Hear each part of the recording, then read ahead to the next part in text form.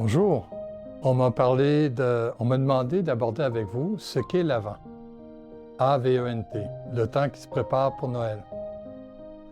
Le mot s'écrit un peu bizarrement parce que ça vient d'un mot latin, adventus, qui veut dire une arrivée. Bon, qu'est-ce qu'une arrivée? Comment on conçoit la chose? Il y a trois façons traditionnelles et modernes de voir la chose. Un, la plus ancienne, préparer la venue de Noël en faisant mémoire des textes anciens qui parlaient du Messie, de sa venue parmi nous et de l'instauration du règne de Dieu. Deux, une façon un peu plus moderne, préparer cette venue du Christ, mais en chacun de nous, un peu comme quand on reçoit le corps du Christ à la communion. Il y en a qui parlent d'instaurer ou de construire une crèche à partir de notre cœur ou en notre cœur. Un peu comme Saint François à la fin de sa vie, dans un village de montagne en Italie, qui a voulu créer une crèche vivante pour pouvoir reprendre contact avec l'esprit de la nativité qu'on célèbre à Noël. Et puis un autre aspect qui est déroutant un peu, qui est inusité, mais qui fait partie de notre foi, se préparer pour le retour du Christ. Le second événement qu'on appelle, ou bien les savants vont parler de parousie. Alors, c'est ces trois aspects-là qu'on vit, un peu comme le carême, dans lequel on vit et on se place dans le Christ souffrant. Ici, on parle du Christ espérant, parce que Noël résume l'espérance de l'humanité, que Dieu soit avec nous. L'Emmanuel, c'est ce que veut dire l'Emmanuel. Alors, c'est un peu ça qu'on vit durant le temps de l'Avent.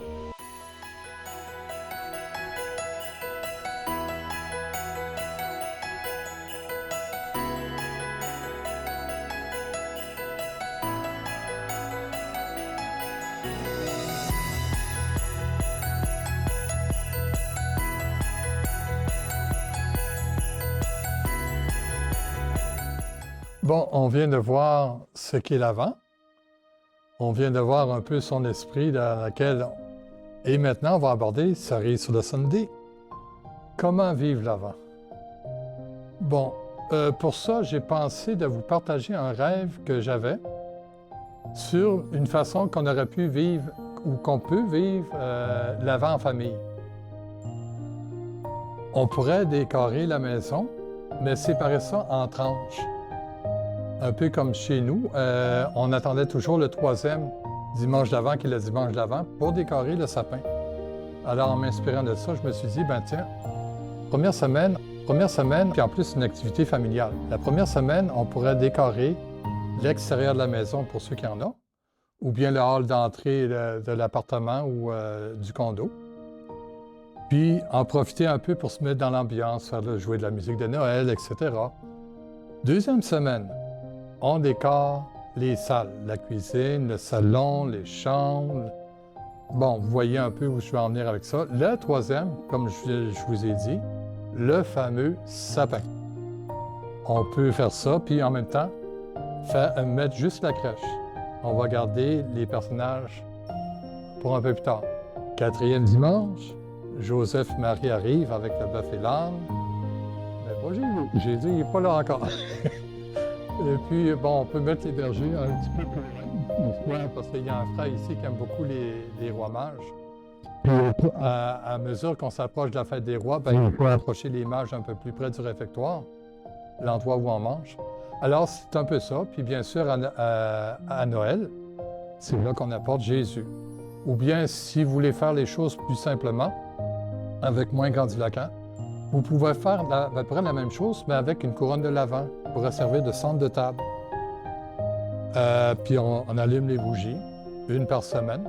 Et puis, à Noël, on remplace les bougies par un gros cierge blanc ou rouge, à votre convenance, ou même vert.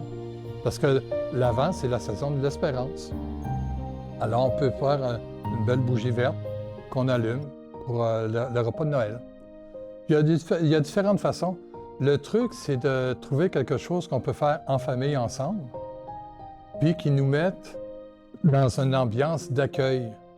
Parce que quand on attend un bébé, la famille, ben, peu importe que ce soit juste le couple ou avec les enfants qui entendent un petit frère ou une petite sœur, il y a toujours comme un moment festif, de jour en jour, de mois en mois. Ben, on se prépare à sa venue, on essaie d'imaginer comment il ou elle va être. On pense à nos ancêtres qui sont venus avant nous. Alors, c'est un peu ça. Le truc, c'est d'avoir cette ambiance-là pour pouvoir, en même temps, préparer la venue de Jésus en soi.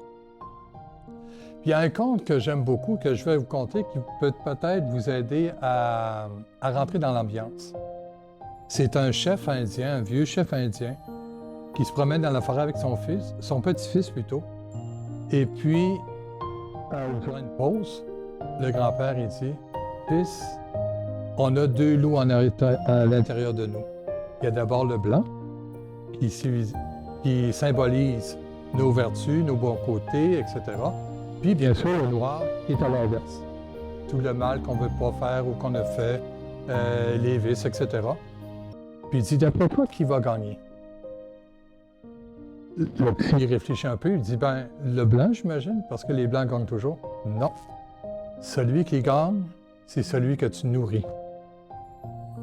Par tes états d'esprit, par l'état de ton cœur. Alors, c'est ça, je vous laisse sur cette histoire-là. Laissez-vous inspirer, puis ayez confiance en l'amour, puis en l'espérance, puis partagez.